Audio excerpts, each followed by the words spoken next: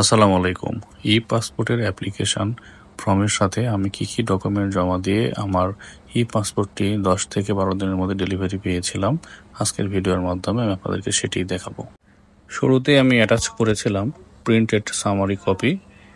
এরপরে আমার ছিল এনআইডি কার্ডের ফটোকপি। এরপরে ব্যাংকে আমি যে টাকা জমা দিয়েছিলাম সেটির রসিদের মেইন কপি। এরপরে হচ্ছে আমার পূর্ববর্তী পাসপোর্টের ফটোকপি। এরপর ছিল পাসপোর্ট অ্যাপ্লিকেশনের 3 পাতার যে ফর্মটি সেটি, এবং শেষ পাতাতে আমার সিগনেচার এবং ডেট দেওয়া ছিল। এরপরে ছিল আমার বাসার আমার নিজের নামে বিদ্যুৎ বিলের ফটোকপি। এর সাথে ছিল আমার বাবার এনআইডি কার্ডের ফটোকপি, এবং এরপরে অ্যাটাচ করা ছিল আমার মায়ের এনআইডি কার্ডের ফটোকপি।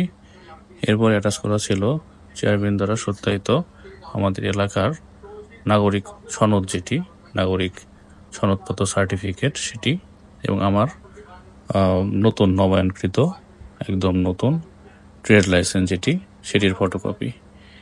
এই সকল ডকুমেন্টগুলোই আমার স্টেপ বাই স্টেপ সাজানো ছিল, এবং এইগুলোর সবগুলোরই মেন কপি যেগুলো ছিল আমার কাছে হাতে রাখা ছিল।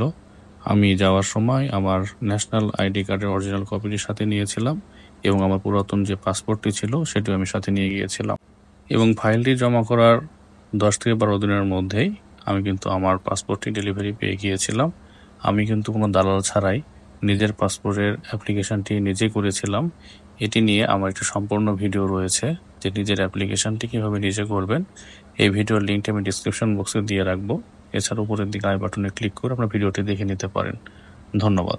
আমার ভিডিওটি যদি আপনাদের ভালো লাগে তাহলে অবশ্যই ভিডিওতে লাইক, কমেন্ট এবং শেয়ার করবেন, এবং আমার চ্যানেলটি অবশ্যই সাবস্ক্রাইব করে রাখবেন। এরকম আরও অনেক সুন্দর সুন্দর ভিডিও আমার চ্যানেলে আপনারা পাবেন।